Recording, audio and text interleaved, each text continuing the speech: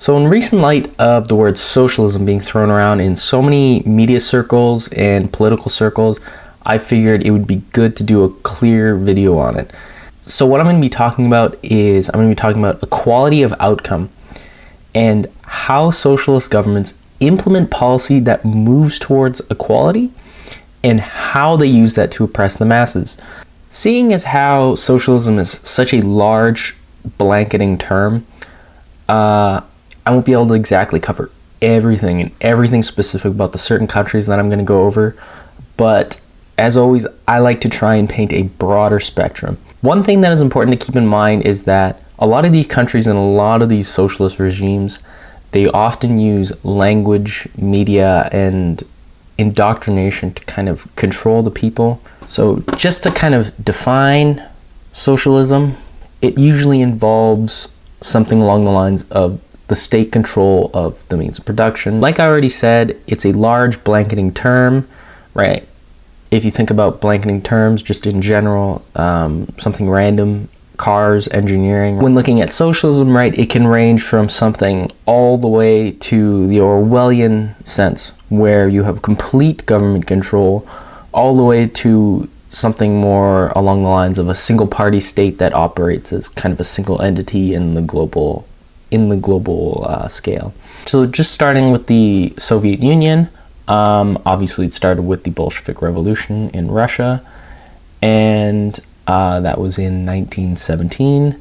It kind of was the beginning of the idea of the Marxist principle that socialism would eventually and inevitably replace capitalism in time. Obviously, the person to talk about when coming to the Soviet Union is Stalin. Stalin's 5-year plans often focused on rapid industrialization and collectivization to kind of bring the Soviet Union up to speed with the rest of the world, trying to make it a great industrial power. Obviously, this led to the abuse of the masses. People were greatly overworked on the collective farms. I mean, goods were overproduced or faulty, or they were underproduced, and there was mass food shortages. Ultimately, roughly 60 million people died. There are higher estimates, some lower estimates, but starvation was rampant. There were people being forced into work camps, executions. In the end, it took one figure with the power and the ideology to be able to take this into the realm of committing mass atrocities on an immense scale. Moving on to the Chinese now, China kind of began with the authoritarian rule of Chiang Kai-shek. Mao and other communist leaders kind of took advantage of the situation, building the communist revolution supported by the Soviet Union for a rule by the people of the proletariat. And it's kind of funny because if you think about it, the Chinese kind of flipped from one extreme to the other in a way where they literally went from the frying pan and into the fire.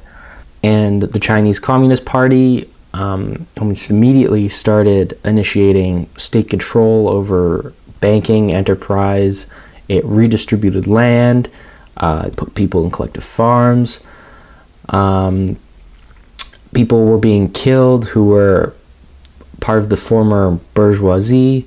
So as with a lot of these socialist centralized plannings, they tend to yield good results in the beginning, but over time they kind of falter through, and the inefficiency and a lot of the faults tend to grow. So as a result, Mao initiated the Great Leap Forward. He wanted to industrialize the country even more, force more people onto these collective farms, right? Introduced more strong controls over the people. And as a result, the Great Chinese Famine happened. This led to the starvation of tens of millions of people. Along with all of these kind of centralized plans, of course, political suppression was wide through China.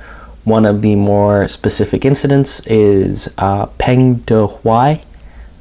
His criticism of Mao's Great Leap Forward led to him being removed from power. A lot of his close followers were persecuted. He was persecuted himself. He was outcasted for being claimed as too rightist, even though he was probably more along the lines of the actual traditional communist socialist. But again, the propaganda spread. He was labeled as bourgeoisie, And this lets us move into the Cultural Revolution. And this was kind of the mass-wide Chinese persecution of anybody who was not true communist. And like I said before, Pen Dehuai, right, was among some of his followers who were persecuted. The CCP used language, controlled the people. It used stuff like dictatorship of the proletariat, right? It labeled the bourgeoisie as the enemy, and anybody who was not part of the Communist Party or true communist was automatically too right and would be politically persecuted. After the death of Mao and kind of the retaking of a new government, they sought more open economic policy, as it was pretty clear that their centralized planning and a lot of the Soviet plans were the key aspects that failed a lot of the economy and caused a lot of the starvation. But as always, the communist government in China maintained firm control over the people's lives. Moving on to Cuba, beginning with the dictatorship rule of the authoritarian leader Fulgencio Batista. He was a deeply corrupt man. He exploited the resources and the people of Cuba, and of course Fidel and Che Guevara wanted to institute communism. They built a force, they took control. So quickly within Castro's taking of the government, he began minor land distributions, he nationalized healthcare, started mass countrywide social programs and infrastructure building, educational reform. Castro slowly increased his control over people, over the media, critics of him and his government. So after the Bay of Pigs invasion, Castro took on the full socialist principle. But as you know, a result of Castro's government is Cubans for a long time were among the least free people in the world. Cuba is the subject of many human rights violations. It didn't matter that the government instituted a lot of its socialist principles, like free healthcare, free education. People still live terrible lives there, even today. With the covering of all of those countries, I obviously had to skip a few. There's way too many countries to go over, but just to give you an idea, there are countries with long-lasting effects of socialism. Venezuela, obviously, it's at its worst point right now and continues to decline. Vietnam had very similar problems.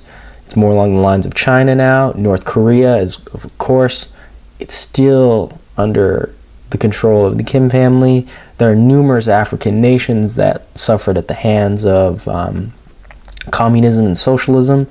And of course, the former satellite European countries do not even compare to the Western democracies in Europe.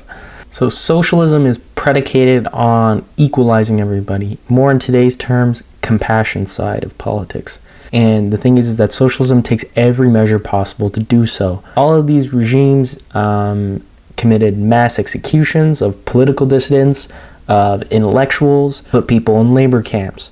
There's nothing more equalizing than everybody next to you working 18 hours a day, starving, eating nothing but bread, having some communist official stand over you, and if you don't work, you just get shot, and then the next guy comes and takes your place. People stood in food lines for hours and hours, sometimes not even getting food. The redistribution of wealth, property, housing, it didn't matter.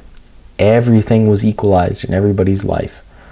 Moving back to what I said at the beginning of the video with equality of outcome. These governments advocated for these. They used language, they misdirected people, they misled people, and they did it to help people. But that is obviously not what happened. And the policies, right? These are real policies that are in the realm of politics. But they initially might work. That happens often. They initially work, but then they are quick to fail because they do not last in the long run. These policies could not last. Finally, with oppressing the masses, right? The power, right, and the control that these governments achieved, right? And they were ultimately used in heinous ways. Finally, just to finish it off after all of that, right? These regimes, they rise from political, from economical, and from social unrest, right? And these ideas only linger from the illusion of that unrest. These societies are predicated on total equality, and that's exactly what these totalitarian regimes accomplished. The far left ideology has caused the deaths of hundreds of millions of people in the 20th century. Its effects linger long on into today and will into the future. The world has suffered long enough at the hands of socialism, and there's no reason it should suffer any more than it already has. I'm Richard, this is PolitiSpeech, and remember to subscribe, ring the bell, and hopefully we're making the world a little more free than it was yesterday.